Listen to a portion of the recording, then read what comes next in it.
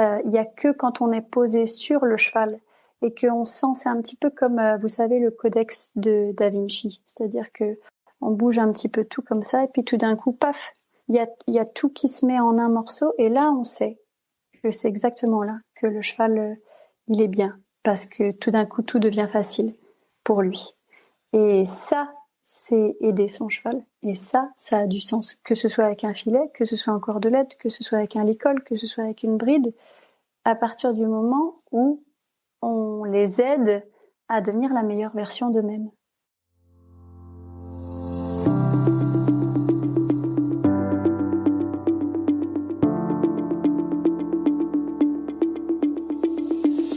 Bonjour à tous et à toutes et bienvenue dans ce nouvel épisode de The Mountain Rider, le premier podcast équestre espagnol qui réunit le sport et le horsemanship. Un lieu privilégié pour découvrir des interviews inspirantes avec les meilleurs professionnels de l'équitation pour nous aider à devenir de meilleurs cavaliers, plus conscients mais aussi plus responsables. Pour cette nouvelle interview, j'ai eu le plaisir d'échanger avec Alizée Froment, une créatrice de spectacles équestres, cavalière de dressage et auteure, entre autres, puisque surtout Alizée c'est une véritable artiste qui met le bien-être de ses chevaux au cœur de sa pratique et de son quotidien. Après s'être distinguée sur la scène internationale en équipe de France en saut d'obstacle puis en dressage, elle a captivé de milliers de spectateurs avec ses spectacles à la mise en scène à la fois poétique et fascinante. Aujourd'hui, elle écrit un nouveau chapitre de son histoire avec de nouveaux projets en tête et de nouveaux défis à relever. C'est tout ce parcours qu'elle partage avec nous aujourd'hui dans cette interview, au cours de laquelle nous avons également abordé de nombreux sujets tels que la monte en liberté par exemple, ou la gestion quotidienne de ses chevaux. Alors montez le volume et installez-vous confortablement pour écouter cette nouvelle interview passionnante. Bienvenue Alizée, bienvenue dans le podcast de Mountain Rider. Je suis enchantée de pouvoir enregistrer cette interview avec toi aujourd'hui et je te remercie infiniment pour ton temps qui je sais est assez précieux. Donc voilà, bienvenue en tout cas dans le podcast. Eh bien, avec grand plaisir et puis merci beaucoup de m'y accueillir. Pour commencer, une petite question assez simple, mais pour apprendre à te connaître un petit peu mieux, je voulais te demander quel a été un peu ton parcours équestre, comment les chevaux sont arrivés dans ta vie, et qu'est-ce qui a fait qu'aujourd'hui tu te dédies aux chevaux et particulièrement au spectacle équestre. Alors, ils ont toujours été là, d'abord parce que ma mère montait quand elle était enceinte de moi, donc j'en ai fait déjà dans son bidon. Et puis, on a des photos où j'ai quelques jours à peine et où je suis déjà en train de caresser le bout du nez de Chapati, une ponette qu'on avait à la maison. Donc voilà, ils ont toujours été là et très vite, j'ai eu Pile, mon Shetland, le Shetland de la maison, qui vivait en liberté dans le jardin. Et quand j'avais 2 ans et demi, mon grand truc, c'était de prendre, pendant que ma mère travaillait dans son bureau, d'aller prendre un seau, de le retourner et puis d'escalader Pile pour me retrouver sur son dos. Lui ne bougeait pas une oreille parce que tant qu'il avait de l'herbe, tout allait bien. Et voilà, et c'est avec ce même Pile que je faisais des balades avec ma mère et puis les autres enfants. Et manifestement, parce que ça je m'en souviens plus, j'étais trop petite, mais je m'endormais et je ronflais joyeusement sur son dos pendant la balade et lui continuait en suivant les autres. Donc ça donne le niveau de confiance que j'avais. Et voilà, ils ont toujours fait partie de ma vie, ils en feront toujours partie à leur manière. Après, j'ai jamais voulu en faire mon métier. Ça, c'est quelque chose d'assez étonnant. En fait, moi, je voulais être comédienne et réalisatrice et puis écrivaine. Écrire, ça a toujours été là où je me sentais le plus à ma place. Mais les choses se sont faites. Bon, j'ai fait d'abord, j'ai été en équipe de France à poney à l'obstacle avec Marcel Delestre. Et puis ensuite, je suis allée faire du théâtre. J'ai laissé les chevaux de côté. Et la vie m'a ramenée sur du dressage, sur des chevaux, sur du haut niveau. Et c'est vrai que comme toutes les portes s'ouvraient de ce côté-là, j'ai voulu saisir cette chance-là en me disant que c'était une expérience de vie qui était importante et et constructive sur mon chemin. Mais je pensais que ça durerait juste les 2-3 ans du pôle France à Saumur. Et puis, en fait, il y a eu les championnats d'Europe et puis il y a eu surtout Mistral. Je crois que ça tient beaucoup à ce petit cheval d'exception qui a fait que des championnats d'Europe, on est allé sur les moins de 25 ans et puis sur le Grand Prix. Et puis, il y a les spectacles qui ont démarré en même temps. Du coup, les spectacles me permettaient quelque part de rejoindre mes deux mondes ensemble. Donc, ça faisait sens.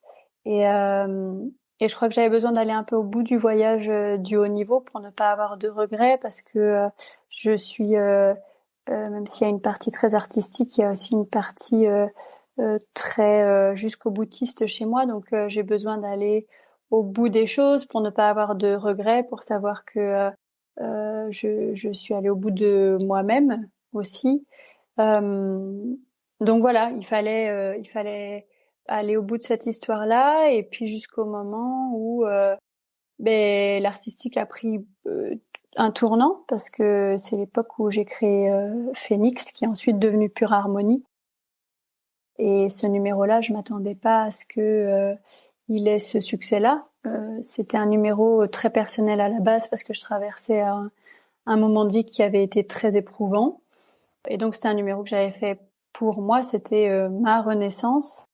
Mais c'est une renaissance qui m'a amenée sur d'autres terrains et donc il a fallu faire un choix. Et donc là, l'artistique a pris toute la place. Il y avait plus de temps pour faire autre chose. J'ai été 3 ans en tournée permanente, en allant d'un spectacle à un autre, et c'était génial. D'ailleurs, c'était une vie passionnante.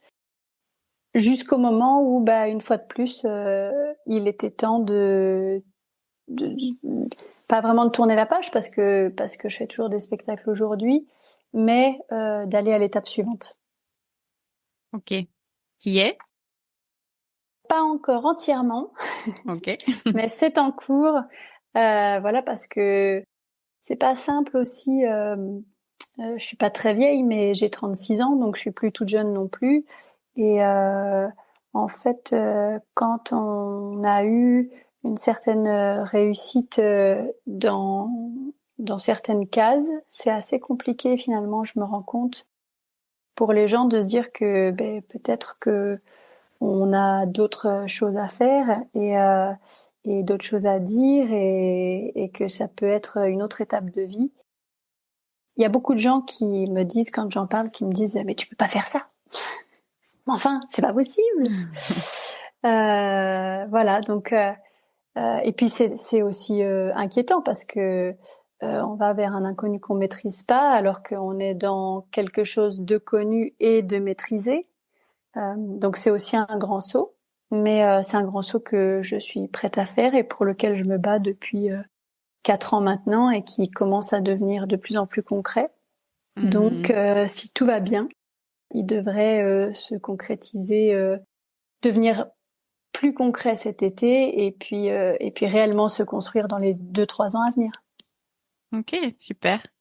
Voilà. Et d'ailleurs, je sais pas si ça fait partie aussi de cette transition. Je pense que je peux le mentionner parce qu'il me semble que tu l'as partagé sur tes réseaux il y a peu de temps. C'est l'écriture de ton livre.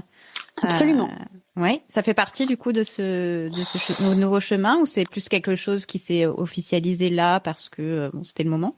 Alors en fait, c'est quelque chose qui s'est officialisé il y a pas mal de temps puisque j'ai été contactée par Trafalgar Square Books, qui est une maison d'édition américaine pendant le Covid. En fait, ça faisait 3 ans qu'ils essayaient de me contacter via les éditions La Voselle avec qui on avait travaillé avec Mathieu Gauthier sur dressage, travailler, enseigner, coacher.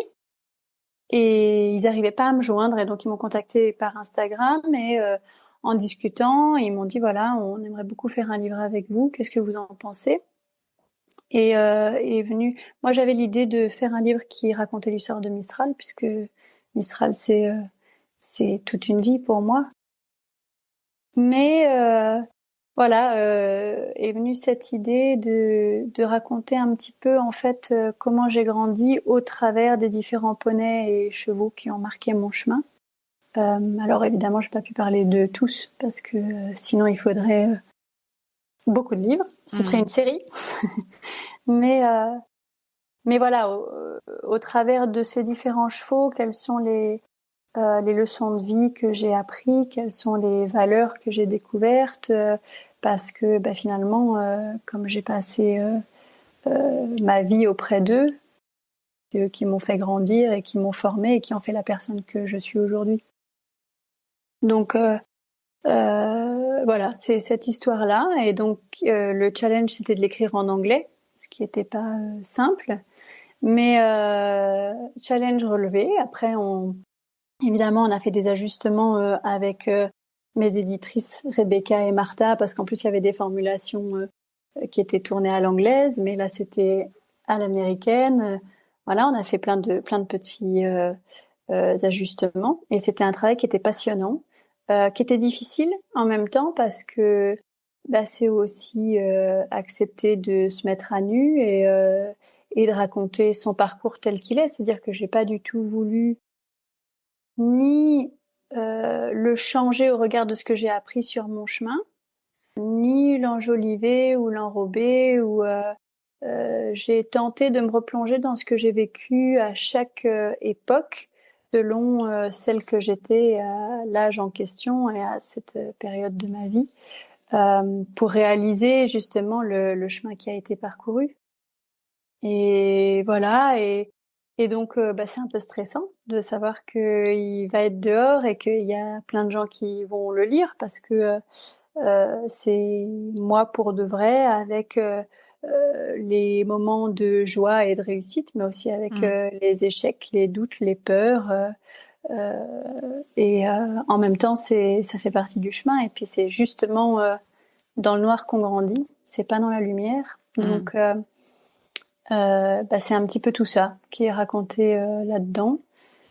Et ça sortira, on le sait désormais depuis aujourd'hui, ça sortira le 2 octobre en France et en français aux éditions Larousse. Ah, super! Voilà, donc là, il faut que je me lance dans la traduction.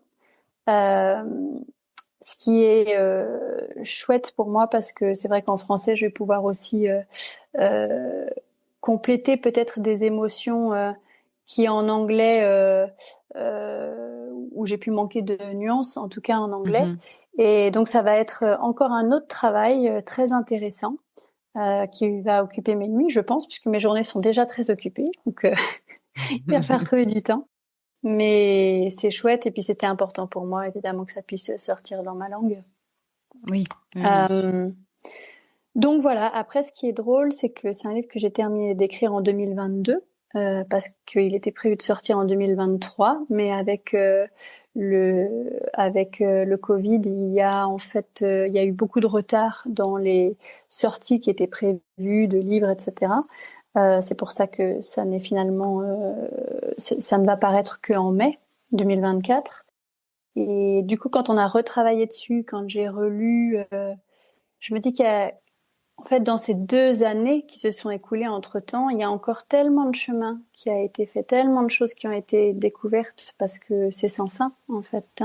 Et ça va tellement vite, ces changements, ces évolutions, que c'est presque un peu frustrant, parce qu'on se dit ça va sortir là maintenant, et en même temps j'aurais tellement d'autres choses à dire aujourd'hui. Il y a une autre vision qui s'est ajoutée à celle. Oui, c'est ça. C'est en fait c'est pas une autre vision, parce que c'est complémentaire, mais c'est le chemin qui continue, qui va creuser plus loin. Donc on découvre d'autres choses, on comprend aussi c'est-à-dire, il y a différents niveaux de compréhension, donc plus on avance sur le chemin, et plus on comprend les nuances. Il y a des choses qu'on a vécues qui tout d'un coup font sens, alors que sur le moment on les a pas comprises. Voilà, c'est plein de choses comme ça qui font que il y a encore tant de choses à dire. J'imagine que ça devait être intéressant, parce que personnellement, parce qu'il y a aussi tout ce travail d'introspection qui permet aussi j'imagine, voir tout ce chemin parcouru, et en même temps ça doit mettre un peu de mettre tout en perspective sur sa vie. Et en même temps, je trouve ça très intéressant pour le public de partager cette part de vulnérabilité qui, je pense, dans la vie de tous les jours, mais dans le milieu équin, en fait, la communauté équestre aussi, d'avoir un petit peu cette vision-là, parce que je trouve que parfois on est assez réservé justement, plus sur les réseaux, etc., à partager ces moments un petit peu plus de difficultés qui pourtant on passe tous par là. Donc je pense que c'est intéressant de pouvoir les partager pour que voilà, on puisse chacun puisse apprendre de ça et ça va sûrement les aider dans leur chemin, quoi. Donc C'est-à-dire que c'est la société dans laquelle on vit aujourd'hui qui veut ça. C'est-à-dire que sur les réseaux sociaux, il y a beaucoup de paillettes, il y a beaucoup de superficiel, il y a beaucoup de faux aussi. Alors moi, j'essaye de rester très sincère dans ce que je publie et dans ce que je dis. Mais effectivement, sur mes réseaux, quand j'ai un coup de blues ou des moments difficiles, je vais pas aller l'écrire sur mes réseaux parce que c'est des réseaux professionnels et que tout à fait. et c'est aussi une question pour moi de dignité et puis que c'est ma manière de gérer ma vie. Mais voilà, c'est vrai que on peut, je trouve, vite penser. Moi, il y a des gens qui pensent que dans ma vie, tout est rose et que je vis avec mes petites fleurs dans les cheveux et que tout tombe du ciel. Et non, non, non, j'ai un quotidien qui est dur, même plutôt très dur ces dernières années, et je me bats chaque jour. Et voilà, et en même temps, ça fait partie du voyage, et c'est ce qui fait que on va chercher plus loin et on va ouvrir de nouvelles portes et on passe à l'escalier suivant. Mhm, tout à fait. Et si on va changer peut-être un petit peu un peu de sujet, mais j'aurais beaucoup aimé aborder avec toi parce que donc tu, tu transmets beaucoup de choses à travers l'image, forcément, à travers ce que tu as pu transmettre à travers tes spectacles. Il y a cette grande notion de liberté qui est diffusée, mais aussi qu'on peut voir. La liberté en ce moment, donc de monter les chevaux en liberté en cordelette, enlever les morts, etc. C'est Mhm. très dans l'air du temps. Je voulais te demander, toi, comment c'était venu en fait, parce qu'effectivement, il y a un gap, j'imagine, entre le dressage classique, Grand Prix, etc. Et puis cette liberté peut-être aussi créative, donc qu'offre le spectacle et qui te permet d'expérimenter ça avec tes chevaux. Quelle a été ton expérience par rapport à ça? Qu'est-ce que tu y as trouvé? Et qu'est-ce que tu penses que tes chevaux ont trouvé dans cette liberté justement de ne pas avoir ce contrôle direct sur, enfin dans la bouche ou etc. ou que ce soit.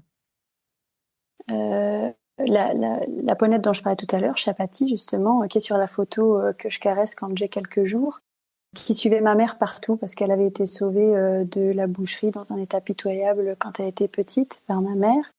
Et donc elle avait ce rapport très proche et du coup moi j'étais dessus en liberté et puis on jouait à cache-cache, c'est-à-dire que ma mère courait, sautait les obstacles et puis Chapati lui courait après et moi j'étais dessus et on se marrait et c'était le bonheur. Ça c'était vraiment le bonheur le plus simple, le plus pur, le plus vrai. C'était juste un jeu à trois, voilà. Et donc ça c'est des sensations, ça et puis le fait que j'ai grandi. Ma mère, elle m'a donné cette chance-là de grandir avec le bonheur d'aller bivouaquer et de dormir à la Belle Étoile avec les poneys, d'aller faire des courses dans les champs, manger des mûres et des cerises sur le dos de nos poneys.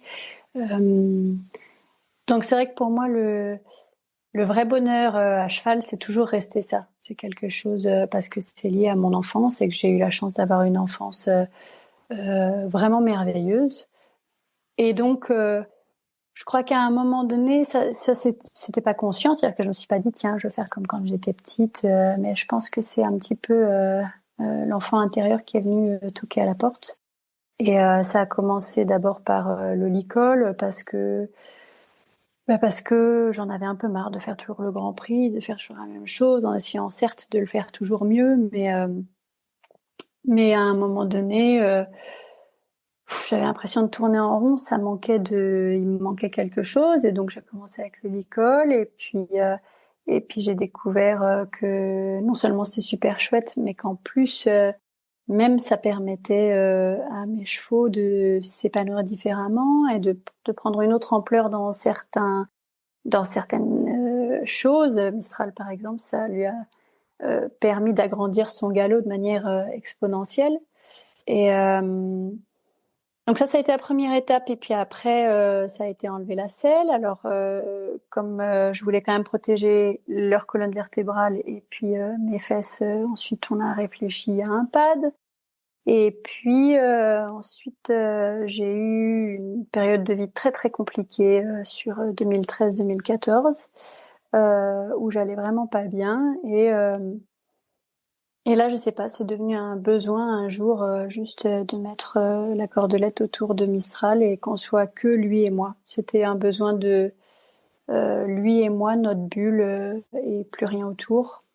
Mais il y avait aucune attente, voilà, il y avait pas de, j'avais pas l'idée de faire de spectacle, j'avais même pas l'idée de faire quoi que ce soit. C'était un besoin d'être lui, moi, que nous, et pas d'artifice.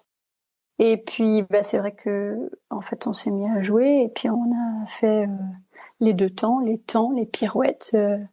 Et, euh, et en fait, c'est cette sensation d'être juste enfin exactement là où on devait être, lui et moi. C'était vraiment ça.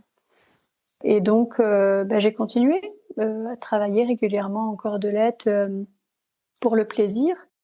Et puis en 2014, voilà, il s'est passé des choses pas forcément très drôles. Et donc, c'est là que j'ai créé Phoenix, qui était donc en cordelette. Mais encore une fois, c'était à la base un numéro pour présenter au MISEC plus un challenge personnel, en fait, pour marquer pour moi un renouveau. Et je m'attendais pas à ce que ça parte en tournée comme ça pendant 3 ans. C'est vrai qu'on a été partout et en fait, dans ce travail-là, qui à la base était instinctif, donc il n'y avait pas du tout d'idéologie derrière, il n'y avait pas... parce que souvent les gens me disent ah mais alors on voudrait que vous me formiez en éthologie. J'ai pas de formation éthologique, j'ai pas ce parcours-là, j'ai pas de fait ces connaissances-là puisque c'est une vraie science, c'est quelque chose qui s'appuie sur des thèses très précises que je n'ai pas étudiées. Donc moi, ça part vraiment d'un besoin instinctif et en fait, j'ai tellement vu Mistral grandir là-dedans. Mistral qui était un cheval ultra sensible et très timide à la base, et je l'ai vu devenir cette superstar tellement fière et prendre toute cette place. Et j'ai compris que c'était en fait qu'il avait pris sa place parce qu'il avait la liberté de le faire, c'est-à-dire qu'il était vraiment lui maître de lui-même, c'est-à-dire qu'on était ensemble à faire la même chose, chacun avec sa part de responsabilité dans ce qu'on faisait ensemble, en fait. C'était plus moi en leader qui l'amenait à faire quelque chose, c'était un projet commun. Et c'est quelque chose qu'on retrouve chez tous les chevaux, en fait, parce que après, forcément, j'en ai passé beaucoup en cordelette et tout type de chevaux, toute race de chevaux, toute personnalité, tout type de passé aussi.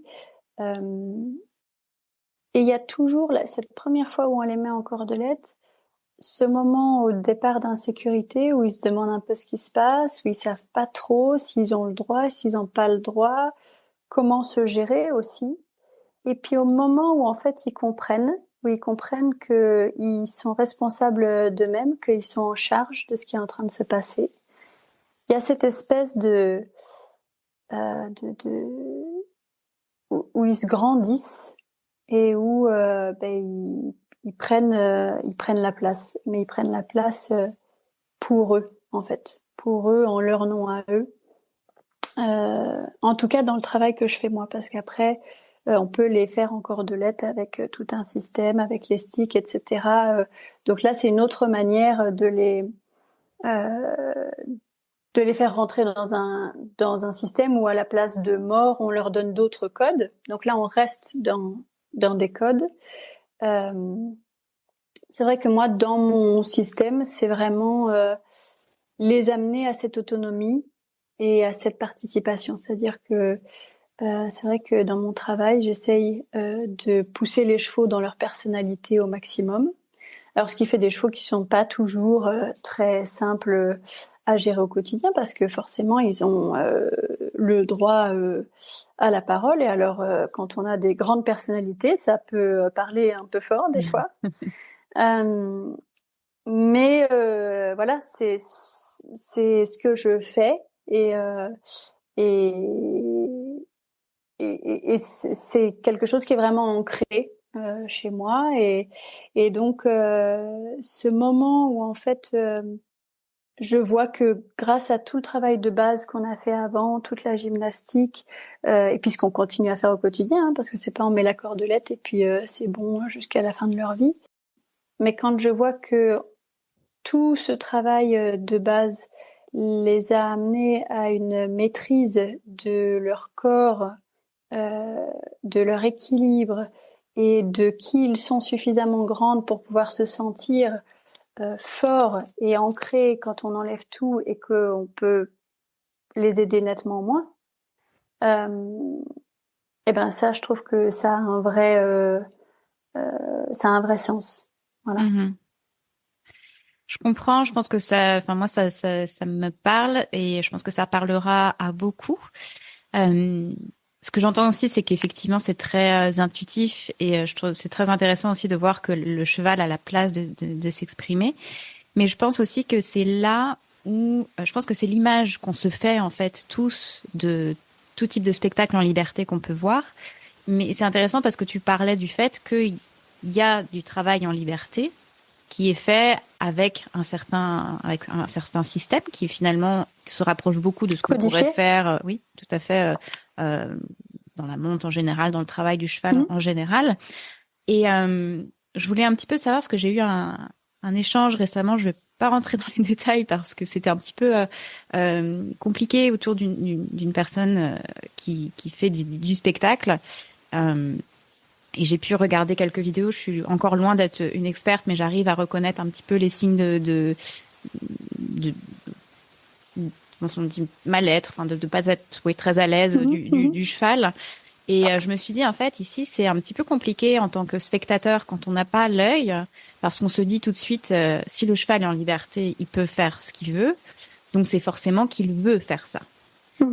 Et comment on peut savoir, du coup, en tant que spectateur, que ce qu'on est en train de voir est correct, comme ce qu'on pourrait, comme on pourrait juger une reprise de dressage où on peut voir que voilà, il y a des signes de maladie du cheval, mais en se disant que ça peut arriver aussi en liberté, comment on peut euh, enfin vraiment pouvoir apprécier ça et pouvoir apprécier une prestation et puis et voilà, et mettre le bien-être du cheval aussi, être sûr que le cheval est bien quoi. Alors j'ai envie de dire que c'est très compliqué. C'est très compliqué à différents niveaux parce que d'abord, on connaît pas le cheval, on connaît pas sa personnalité, on connaît pas son passé, on connaît pas l'historique.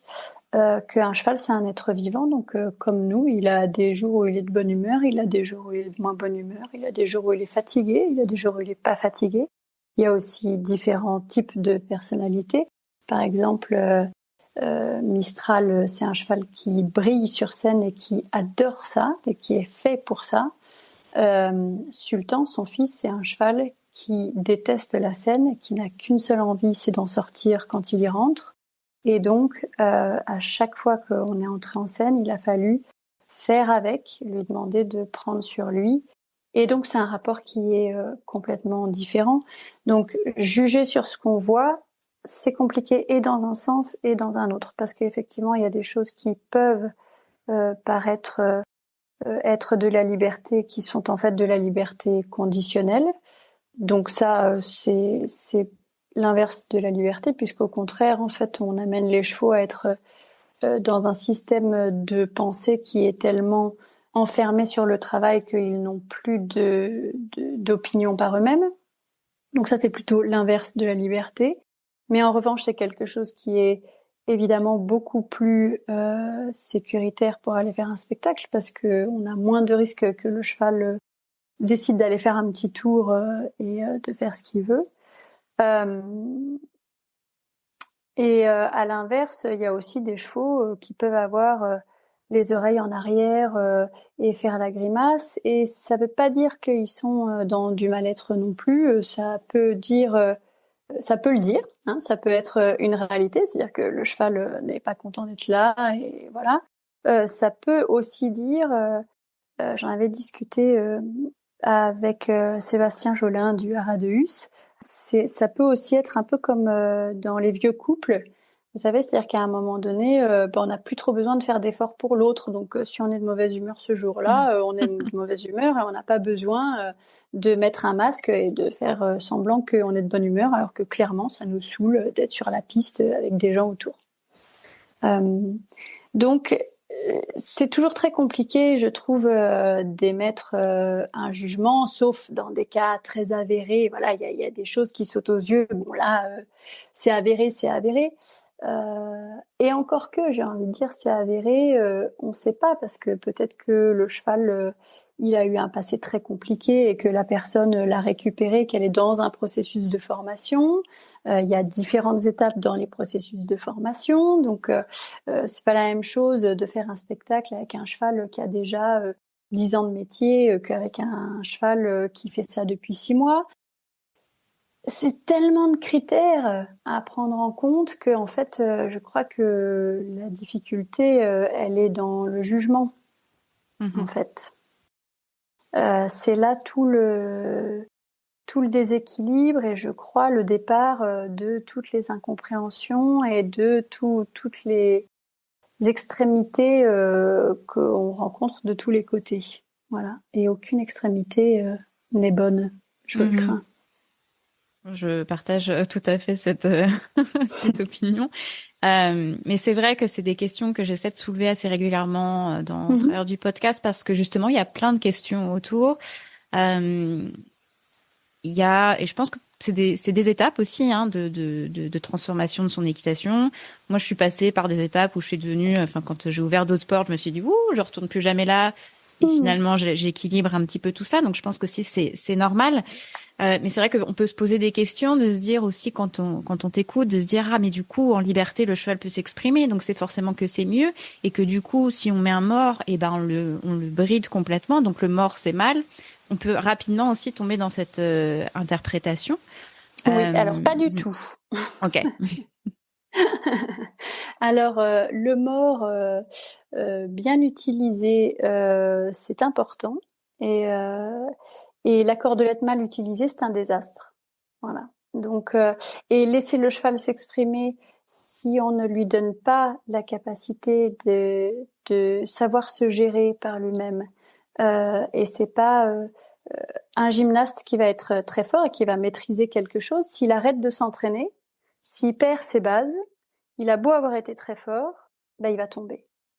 Et ben le cheval c'est la même chose. C'est-à-dire que c'est pas parce qu'on a fait tout le chemin pour l'amener à cette autonomie-là, à ce niveau de proprioception-là, que ensuite on lui dit ben voilà, maintenant débrouille-toi Coco, super, génial, voilà t'es libre. Non, il faut tout le temps revenir aux bases, tout le temps revenir à la gymnastique, au stretching, tout le temps lui redire attention ton épaule, attention ton postérieur, attention là tu perds ton angle. Et c'est pas pour l'enfermer dans quelque chose, c'est pour systématiquement l'aider dans son corps à toujours trouver le meilleur chemin. Et ça c'est pareil, chaque cheval a un angle différent à droite et à gauche. Chaque cheval a des physiques différents, donc des angles différents. Donc c'est pareil, jugé sur des photos ou sur des films. Il y a que quand on est posé sur le cheval et qu'on sent, c'est un petit peu comme, vous savez, le codex de Da Vinci. C'est-à-dire que on bouge un petit peu tout comme ça et puis tout d'un coup, paf, il y a tout qui se met en un morceau et là, on sait que c'est exactement là que le cheval, il est bien parce que tout d'un coup, tout devient facile pour lui. Et ça, c'est aider son cheval. Et ça a du sens. Que ce soit avec un filet, que ce soit en cordelette, que ce soit avec un licol, que ce soit avec une bride, à partir du moment où on les aide à devenir la meilleure version d'eux-mêmes. Voilà. Et donc c'est pas l'outil qui fait la différence, c'est la manière dont on le fait. Et il y a des chevaux, par exemple, il y a des chevaux. Alors en cordelette, je pense que pour le coup, tous les chevaux peuvent aller en cordelette. En revanche, tous les chevaux ne peuvent pas aller en licol, par exemple. Il y a des chevaux qui ne supportent pas la pression sur le chanfrein. C'est quelque chose de très anxiogène pour eux. Du coup, ils vont venir contre. Donc, comme ils viennent s'appuyer contre la muserolle, ils descendent le garrot. Donc, ils ne peuvent plus fonctionner de l'arrière vers l'avant. Ils se mettent à fonctionner de l'avant vers l'arrière. Ils coupent toute la transmission du dos. Et ça n'a aucun sens. Donc, d'accord, ils n'ont pas de mort dans la bouche. Super, ils ont mal au corps partout. Donc, où est l'intérêt de ça? L'intérêt, il est de trouver la meilleure manière de les aider à l'instant T pour se sentir le mieux possible. Voilà. Mhm. Et comment on reconnaît que notre cheval il est bien, enfin, qu'on est sur, on est pas loin justement d'avoir le le clic ou que Il nous le justement on dit, l'a hein. atteint. Il nous le dit. Il se sent déjà parce que tout d'un coup le corps bouge complètement différemment. Il se voit de l'extérieur parce que l'image entière est modifiée et puis on sent aussi le cheval être autrement parce que là il est dans un endroit qui est confortable. Mhm. Un cheval, ça répond à confort, inconfort. Donc quand il est dans l'inconfort, souvent les chevaux qui ont peur, j'en discutais avec Tristan la dernière fois parce que c'est vrai qu'à force de travailler beaucoup de chevaux, etc., je me suis rendu compte que les chevaux qui ont peur, c'est très souvent des chevaux en fait qui viennent figer les épaules. Et donc, comme ils viennent figer les épaules, le garrot ne peut plus fonctionner. Et donc, ils sont piégés dans du déséquilibre dans leur corps. Et donc, de cet inconfort-là, ils vont chercher une explication extérieure. Donc, ils se mettent à avoir peur. Mais en fait, la peur, elle vient de leur problème physique. À partir du moment où on débloque les épaules, directement, la peur disparaît. Et ça, quels que soient les types de personnalités. Donc, voilà, c'est toutes ces choses-là, je pense qu'on n'a pas encore assez creusé et que les gens qui sont prompts à juger trop vite ne prennent pas en compte parce qu'il y a tellement de critères. Et les critères, ils changent en fonction de chaque cheval. Donc, ce qu'il faut, c'est déjà travailler sur soi-même pour apprendre à reconnaître les signes physiques, les signes mentaux de son cheval, parce que chaque jour, c'est comme nous, chaque jour, ils sont différents. Donc, nous, on fait des stretching carottes et des massages avant et après travail systématiquement tous les jours. Parce que comme ça, les filles de mon équipe, elles me disent avant que je travaille les chevaux, tiens, aujourd'hui, il est dans cet état d'esprit. Et puis là, il avait l'épaule droite un petit peu tendue, le hamstring, le psoas, voilà. Donc en fonction de tout ce qu'elles me disent, qui seront des informations qui peuvent venir de comment ils ont dormi, de ce qu'ils ont fait au paddock, ou peut-être de quelque chose du travail de la veille, ou en fonction, j'ai ça dans ma tête et donc je vais adapter mon travail aux informations qu'elles m'ont données. Ce qui me permet peut-être un jour où j'aurais voulu travailler un peu plus technique, mais où ce jour-là, le cheval il est un petit peu crispé dans son dos ou quoi, du coup je vais faire un stretching pour vraiment tout redébloquer, tout refaire passer. Et puis le jour d'après, je vais pouvoir faire la technique et ça va bien se passer. Alors que si j'ai pas cette information-là et que je vais sur le programme que je m'étais fait dans ma tête, potentiellement l'exercice va pas passer. Le cheval, du coup, va se faire peur, va pas comprendre ce qui se passe parce qu'on va le mettre dans de la difficulté. Il va pas trouver le chemin dans son corps, donc c'est anxiogène. Et du coup, on se met en situation d'échec, alors qu'en fait, il y a une explication qui est simple, qui est que le cheval, ce jour-là, il était raide. Moi, je fais du sport et des stretching tous les matins à 5h30 du matin.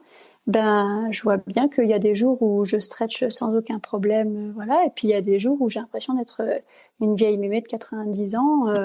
Et il n'y a pas d'explication forcément rationnelle derrière ça. C'est juste que le corps, il est différent tous les jours. Et donc, en sachant ça, on a les bonnes informations pour pouvoir prendre en compte et les chevaux, ils savent ça aussi. C'est-à-dire que ils savent qu'ils sont écoutés et donc ça leur permet aussi, eux, même quand ils peuvent être un peu plus raides, ou de me suivre parce qu'ils savent que je suis là pour les aider et pas pour les mettre dans la difficulté. Voilà. Et donc après le travail, c'est pareil, on fait un point en fonction de ce que j'ai senti dans le travail, et on refait stretching carotte, massage, avec différentes crèmes, différents outils en fonction. Il y a un protocole. À chaque fois, je donne le protocole en fonction du travail qui a été fait. Et on a à nouveau une discussion avec mon équipe pour savoir si après le travail il était mieux ou moins bien, s'il y a des choses qui ont disparu ou s'il y a au contraire d'autres choses qui sont apparues, voilà. Et comme ça, on est tout le temps en communication permanente pour toujours essayer de comprendre aussi des comportements. En plus, nous on a des étalons, donc avec les hormones, etc. Il peut y avoir des moments qui sont un peu plus compliqués, et c'est le fait de travailler vraiment très serré ensemble autour d'eux qui fait qu'on cherche toujours, on se remet toujours en question, on cherche toujours quelle solution apporter à chaque problème que nos chevaux rencontrent, qu'il soit psychologique ou physique. Alors après, il y a des fois où on essaye et où ça marche pas, donc on essaye autre chose, et puis c'est en essayant qu'on trouve des chemins et qu'on trouve des nouvelles clés et qu'on comprend. Ça, voilà, c'est la vie avec les chevaux. Mm.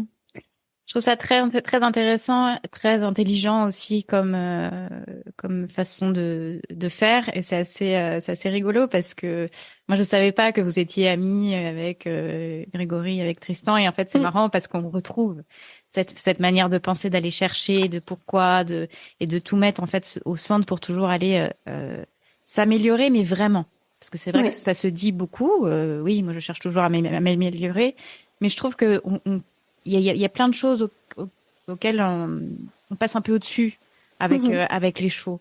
Et c'est assez intéressant de t'écouter parce qu'on voit qu'il y a une vraie réflexion, quoi. Le cheval est vraiment au centre de la réflexion, et on adapte pour que, voilà, pour lui permettre justement d'exploiter tout son potentiel à l'instant T, quoi. Donc je trouve ça très intéressant. Je pense que peu de personnes le font vraiment, peut-être par manque de temps, par manque de connaissances, mais c'est très inspirant. Je pense aussi que ça va pas forcément avec la société dans laquelle on vit, parce que là, on cherche une personne pour compléter l'équipe, et on a eu plein de gens qui sont venus qui nous ont dit: ah non, oula, tout ça comme ça, on va pas faire ça quand même tous les jours. Et donc pour nous on ouvre des grands yeux parce qu'on se dit: mais en fait, si on n'a pas envie de prendre soin des chevaux, faut aller faire du tennis. Mais pour l'instant, c'est plutôt interprété comme un truc de chochotte, de Barbie. Alors que non, pour nous, c'est une vraie philosophie, c'est une vraie recherche. Je travaille aussi avec Sabrina pour les fleurs de bac. Alors ça, c'est pareil, je reçois toujours des gens: ah oui, mais quelle fleur de bac vous achetez? Ben non, c'est pas ça. C'est Sabrina fait des fleurs de bac tous les mois qui changent, puisque le cheval, en fonction de son évolution, va avoir besoin de différentes fleurs de bac, et donc on fait systématiquement un point sur où est-ce qu'ils en sont, sur l'évolution qu'ils ont eue dans le mois qui est passé. On check entre ces informations et ce que nous on a vécu pour voir où on se rejoint, où est-ce qu'on se rejoint pas. Ça apporte des informations complémentaires. C'est pareil avec Sarah d'Équipe Bien-être. Elle me fait tous les combos de plantes. C'est une encyclopédie, elle est incroyable. Donc en fonction de ce que je lui dis physiquement, mentalement, celui-là il a un peu des gaz, celui-là tout d'un coup il s'est mis à être plus énervé, lui il a un peu mal au ventre, voilà. Tous les mois elle me fait un combo qui est différent en fonction des discussions qu'on a, du point qu'on fait à la fin de chaque mois. Elle va changer un petit peu les dosages ou même les compositions, voilà, avec Lionel de Lorraine Science. Dès que j'ai un souci de santé, ou par exemple Mistral il est porteur de Cushing, il a 24 Ah oui. ans, c'est tout nouveau, ça vient de sortir. Mais voilà, je l'appelle. Lionel, c'est des gens qui travaillent que avec des produits 100% naturels.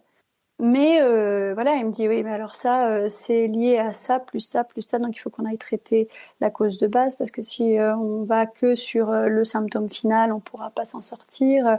Donc il me dit ok, on va faire tel produit avec tel produit, et puis là-dessus, on va rajouter ça. Et c'est comme ça que les chevaux, ils vont bien et qu'on les voit grandir, et on a des chevaux.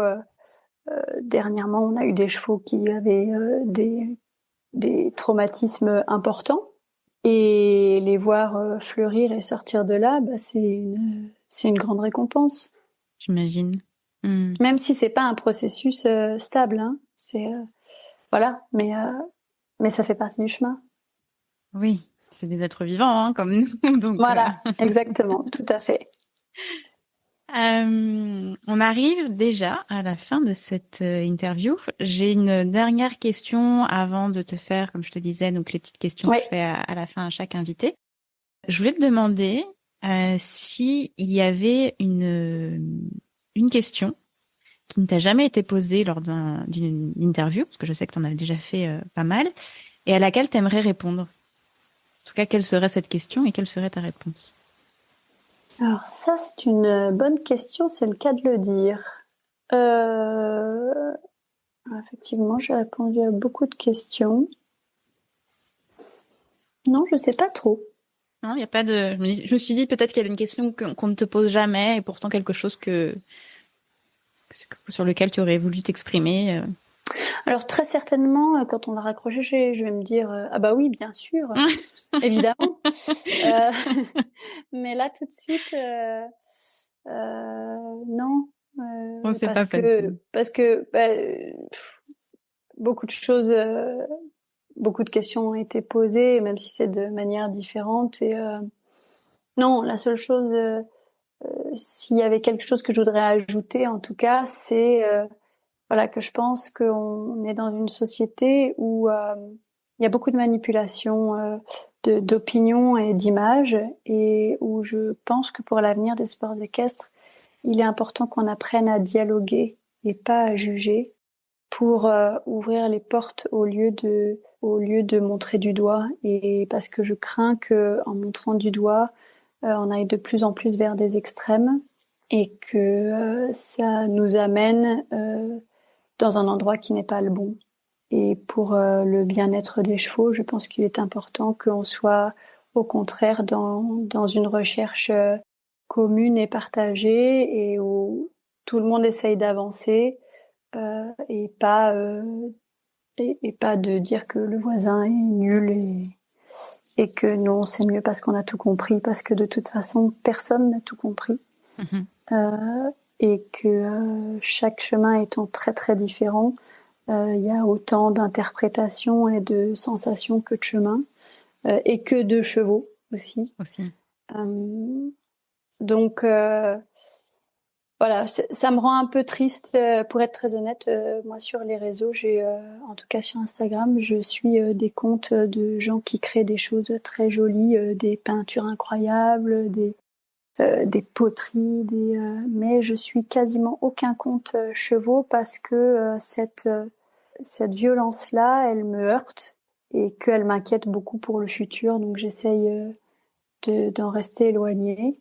Et je pense, quand on voit les échanges qu'on a pu avoir avec Tristan, avec Will Rogers aussi, ou Yvette, c'est là-dedans qu'on peut avancer. On a chacun des chemins différents, des personnalités différentes aussi, donc des perceptions différentes, mais on a tous grandi, et on est tous d'accord pour dire que on grandit justement en partageant ça, en partageant nos expériences, nos doutes, nos échecs, nos réussites, et en les mettant en commun pour essayer d'avancer encore un petit peu plus loin.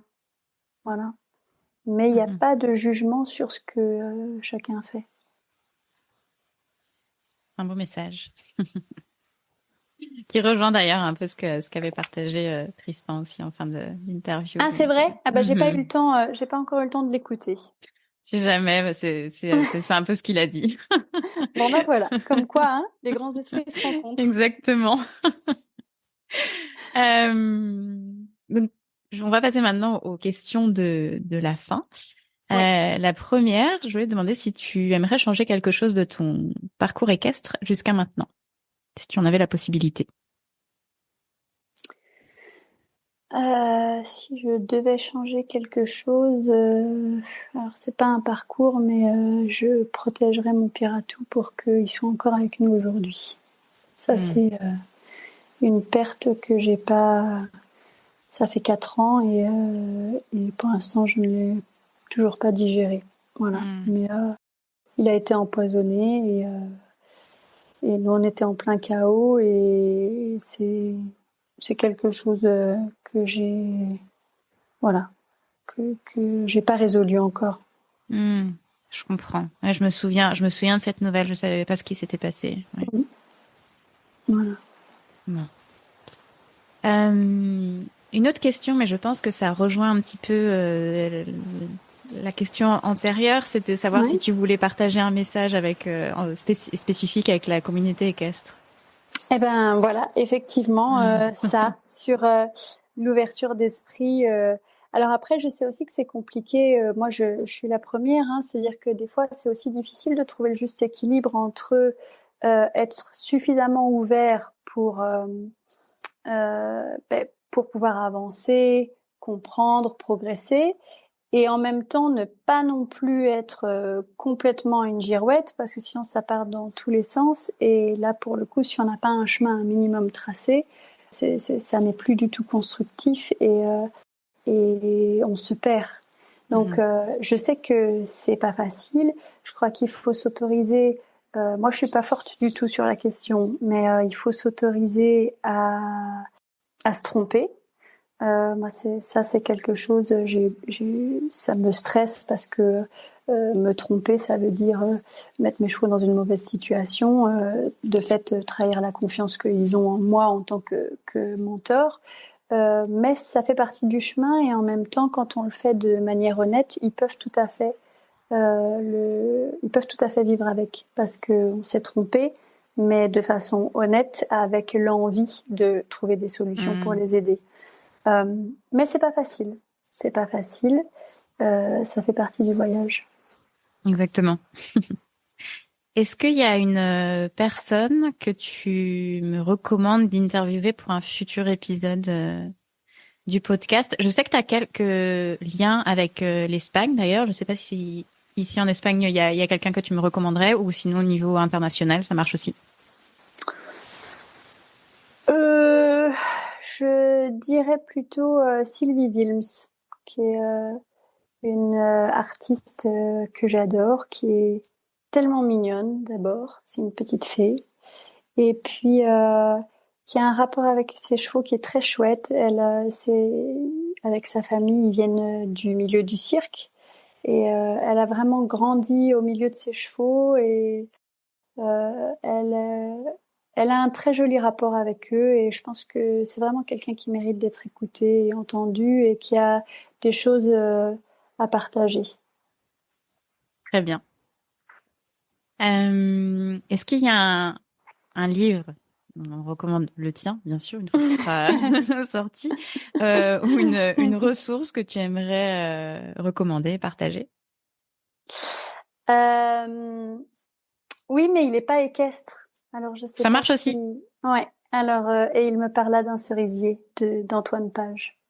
C'est un Ok. livre qui parle de la gestion de nos peurs et moi ça a été un très grand livre clé.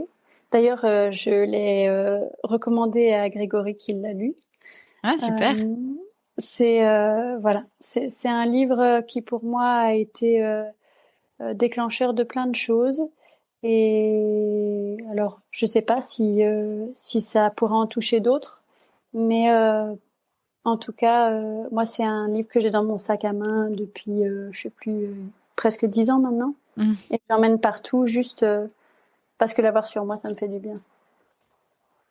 Parfait. Et ben, je me le mets tout de suite dans ma Voilà. dans ma liste qui est assez longue, mais je vais le mettre en haut. Ça me parle. Dernière question, je ne sais pas si tu le sais, mais le podcast a aussi sa playlist de musique sur Spotify, des musiques préférées Non, je ne des sais pas. invités. D'accord. Et je voulais te demander si tu voulais en profiter pour en ajouter une. Alors, moi, il y en a plein, mais j'écoute beaucoup Audio Machine que j'aime particulièrement pour les spectacles et l'émotion. Mais si je devais en choisir que une, c'est pas facile que une. J'hésite un peu, mais je dirais Time de Hans Zimmer parce que c'est la musique de Mistral et que celle-là, elle aura toujours pour moi une importance très particulière. Même si aujourd'hui j'ai du mal à l'écouter parce qu'en fait c'est des souvenirs qui sont tellement forts et tellement puissants que c'est une musique. Par exemple, si elle passe à la radio, je vais l'éteindre parce que ça nous appartient à nous, lui et moi, ça. Voilà. Super. Mais je veux bien la partager sur Spotify. Oui, c'est ce que j'allais demander. On peut quand même la. Super, et ben merci beaucoup Hallyday encore une fois, merci pour cet échange très riche. J'avais beaucoup d'autres questions, mais il y a eu déjà beaucoup de choses de partager, je pense, dans cet échange. Donc je te remercie, je te souhaite plein de belles choses pour la suite, en espérant que tous tes souhaits se concrétisent. Et puis pour ma part, je continuerai à suivre ça de près, en tout cas sur les réseaux. Eh ben, merci beaucoup. Et oui, moi aussi, j'espère que ça va se concrétiser, mais ça, on aura la réponse d'ici peu. Très bien. Merci. Très belle journée. À toi aussi. Et c'est ainsi que nous concluons notre épisode du jour. Je vous invite à suivre Alizée sur ses réseaux pour découvrir son univers et suivre toutes ses actualités. Comme toujours, vous trouverez toutes les informations et les liens mentionnés dans le podcast disponibles dans les notes de cet épisode. Et d'ailleurs, si vous l'avez apprécié, n'hésitez pas à laisser un avis, un commentaire ou à le partager avec votre entourage, puisque c'est le meilleur moyen de le faire connaître, mais aussi de donner de la visibilité au podcast et surtout à l'excellent travail de nos invités. Merci encore d'avoir partagé votre temps avec nous aujourd'hui et on se retrouve comme d'habitude dans 2 semaines pour découvrir une nouvelle interview.